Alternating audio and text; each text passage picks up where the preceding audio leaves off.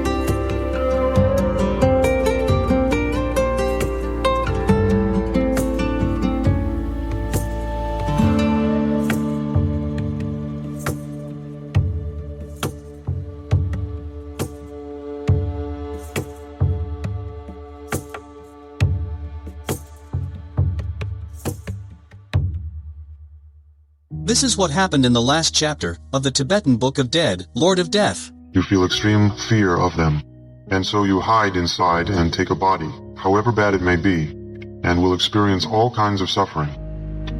That is a sign that demons and evil forces are obstructing you now, and at this time there is a profound instruction, so listen and understand. Now let's get into the final of the Tibetan Book of Dead, Chapter 6, on the Modern Spiritual Podcast. At this time of terror, when you are helplessly pursued by the avengers, you should immediately visualize with your whole mind the blessed supreme Haruka, or Hayagriva, or Vajrapani, or your Yidam if you have one, with a huge body and thick limbs standing in a terrifying attitude of wrath which crushes all evil forces into dust. Separated from the avengers by his blessing and compassion, you will have the power to choose the entrance of a womb. This is the true profound secret of the instruction, so understand it. O child of noble family, the gods of meditation and so on are born through the power of samadhi. A large class of evil spirits, such as hungry ghosts and so on, have changed their attitude while in the bardo state. Then they are able to appear in various illusory forms of hungry ghosts and demons, and are transformed into that mental body itself. The hungry ghosts who dwell in the depths of the sea and the hungry ghosts who fly through space, and all the 80,000 classes of negative forces and so on, have taken on that mental body by changing their attitude. At this time, the best thing is to contemplate the great symbol of emptiness. But if you cannot do that, then take part in the play of illusion. If you cannot do that either, at least do not be attached to anything, but meditate on the Yidam, the Lord of great compassion, and you will become a Sambhogakaya Buddha in the bardo state. O child of noble family, if you have to enter a womb in this way through force of karma, the instruction for choosing the entrance to a womb will now be taught. Listen.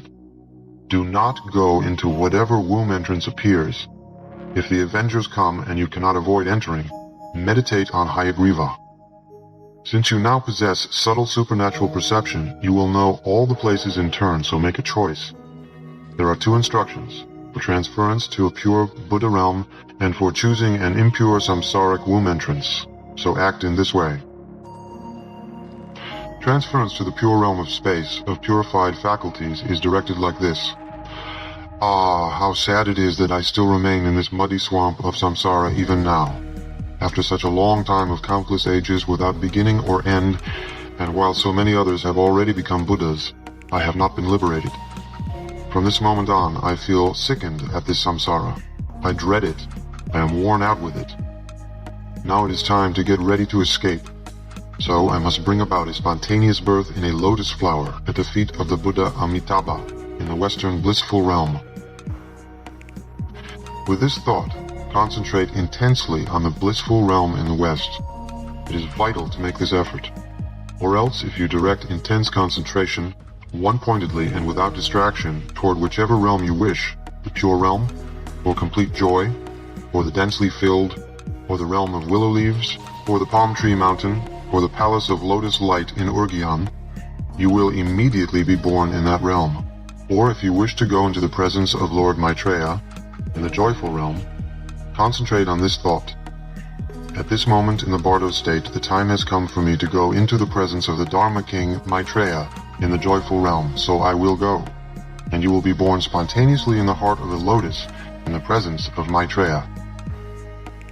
Otherwise, if you cannot do this and wish to enter a womb, or find you have to enter one, there is an instruction for choosing an impure samsaric womb entrance, so listen. As before, look at the continent you are going to choose with supernatural perception, and enter a place where Dharma flourishes. If you are going to be spontaneously born in a filthy dung heap, you will perceive that fetid mass as sweet-smelling, and you will feel attracted to it and be born there. So whatever appears, do not trust it, but put an end to the signs of desire and hatred and choose a womb entrance. Again, it is very important to concentrate like this.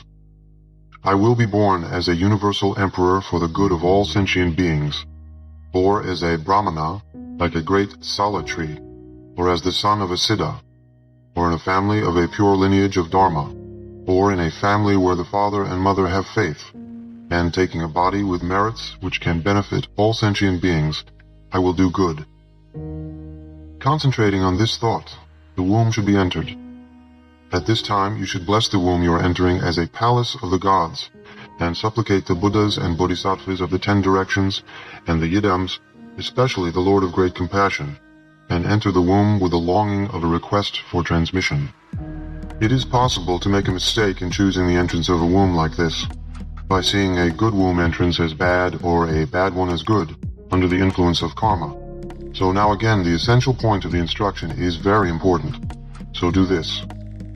Even if a womb entrance appears good, do not trust it.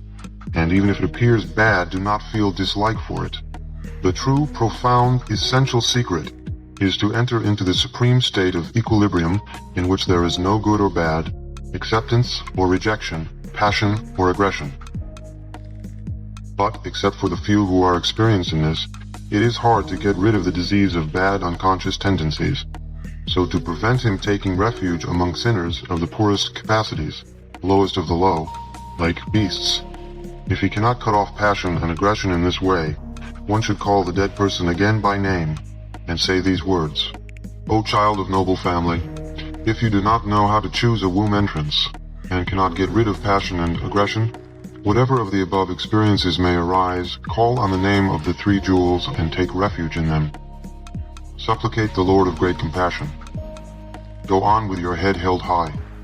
Give up attachment and yearning for the relatives and friends, sons and daughters you have left behind. They cannot help you.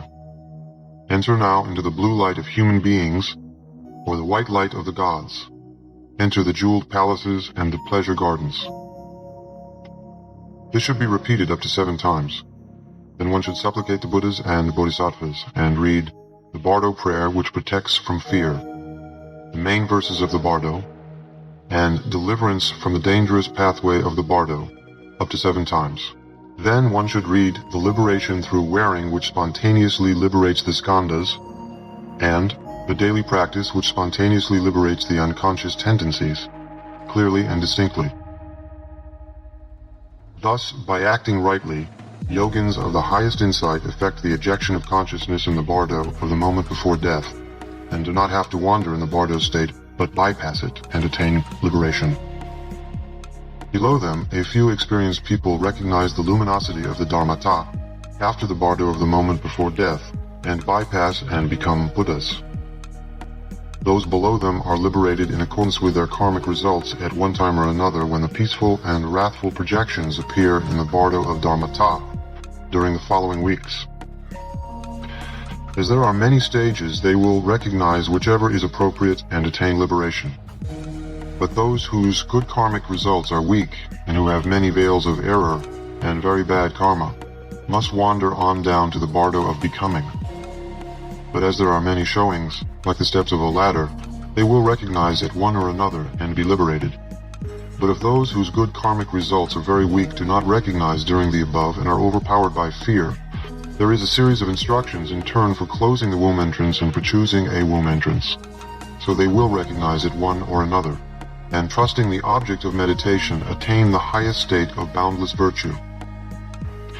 Even the lowest of the low, like beasts, are turned back from the lower realms by the virtue of taking refuge.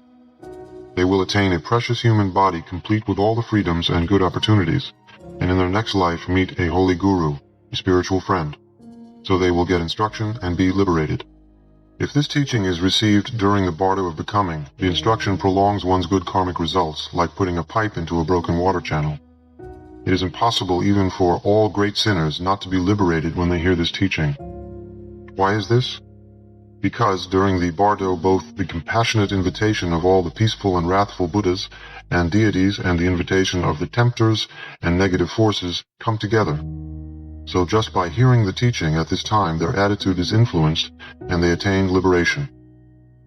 Influence is easy because the mental body has no basis of flesh and blood. However far they have wandered in the bardo state, they see and hear with subtle karmic supernatural perception, and they come. This is extremely helpful, for then they understand, and their mind is instantaneously influenced. It is like the device of a catapult, or like a huge tree trunk which cannot be moved by 100 men, but when it is put in water can be taken wherever one wants in a moment. It is like controlling a horse with a bridle. Therefore one should approach all who have died, and if the corpse is present, a friend should read this reminder again and again until blood and pus come out of the nostrils. Meanwhile the corpse should remain undisturbed. The observances for this are: animals should not be sacrificed for dedication to the dead person. In the presence of the corpse, friends and relations should not weep and mourn and make noise, which may be done elsewhere. And as many acts of virtue as possible should be done. As well as this teaching of the great liberation through hearing, it is very good if any of the other teachings joined to the end of this instruction are also read. One should read this continually and learn the word meanings and terms by heart. Then when death is certain and the signs of death have been recognized, if one's condition allows, one should read it aloud oneself and contemplate it. And if one is not able to do that, it should be given to a Dharma brother or sister to read. For this reminder will certainly liberate. There is no doubt. This teaching does not need any practice. It is a profound instruction which liberates just by being seen and heard and read. This profound instruction leads great sinners on the secret path. If one does not forget its words and terms even when being chased by 7 dogs, the instruction liberates in the bardo of the moment before death. Even if the Buddhas of the past, present, and future were to search, they would not find a better teaching than this. The bardo instruction which liberates human beings, the profound, innermost essence, the great liberation through hearing. This treasure was discovered by the Siddha Karma Lingpa in the mountain of Gampodar. May it benefit the Dharma and all sentient beings. Sarva Mangalam. This is the end of Chapter 6, the Tibetan Book of Dead. We hope you have enjoyed our programming. Give us a like. Until our next episode on Monday's Morning Gratitude, right here on the Modern Spiritual Podcast.